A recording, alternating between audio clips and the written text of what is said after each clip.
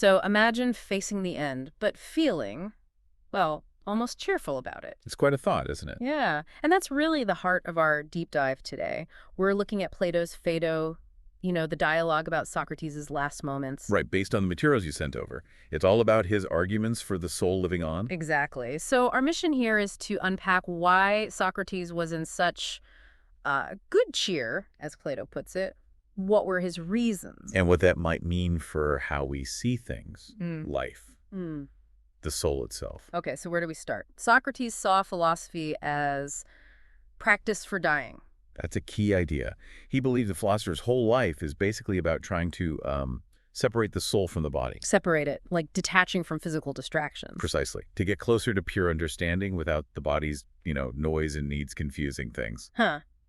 Makes sense. And he had this argument about opposites, didn't he? Yes, the argument from opposites. Correct. It's a bit like, well, just as being awake comes from being asleep and vice versa, Mm-hmm. he suggested life must come from death. There's a cycle. So if life comes from death, the soul has to exist after death to, come back. That's the implication he draws. It needs to be somewhere to be reborn.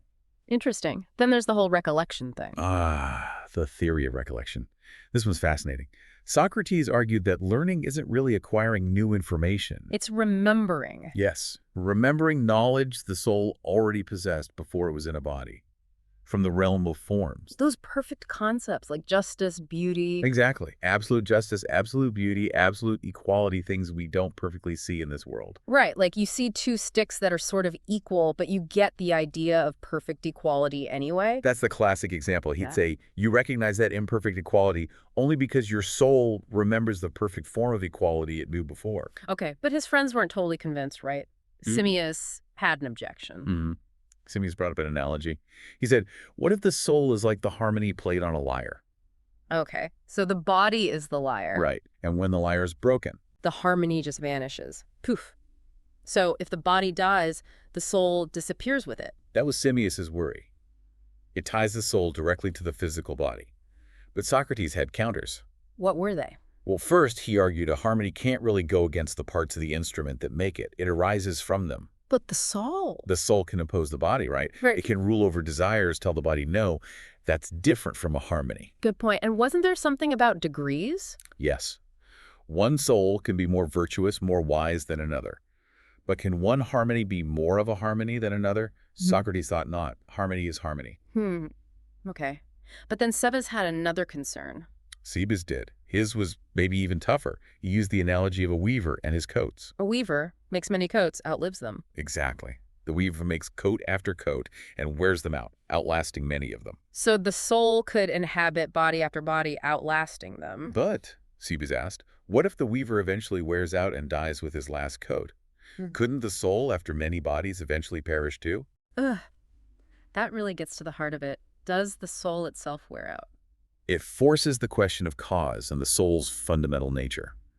And this led Socrates towards what he called his second sailing or second best explanation.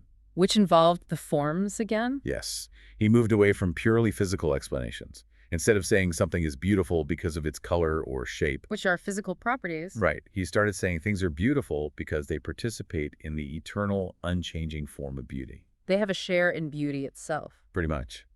Same for largeness, smallness, justice. The reason things are the way they are is their connection to these perfect forms. Okay, so how does that save the soul from Sebes' weaver problem? Well, Socrates then argues about the nature of the soul. What is it most like? Not the physical body, presumably. No. The body is visible, changing, complex, mortal. But the soul, especially when it reasons and grasps the forms. Which are invisible, eternal, unchanging. Exactly. The soul seems much more akin to that divine, immortal, intelligible realm of forms. It shares their nature. So things akin to the eternal and unchanging are less likely to just dissolve. That's the idea. Things that are composite and changing fall apart. Things that are simple, unchanging, invisible like the forms, and maybe the soul, are naturally indissoluble. And this connects to the idea of purification. It does.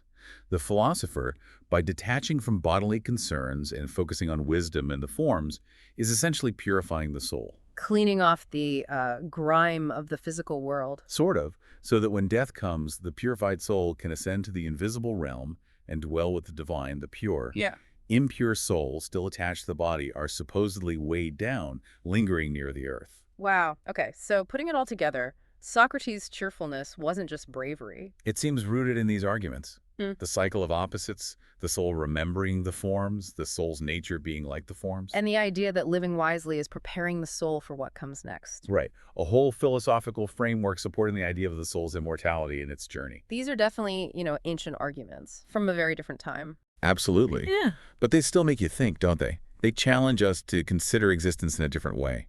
Which brings us to the final thought for everyone listening.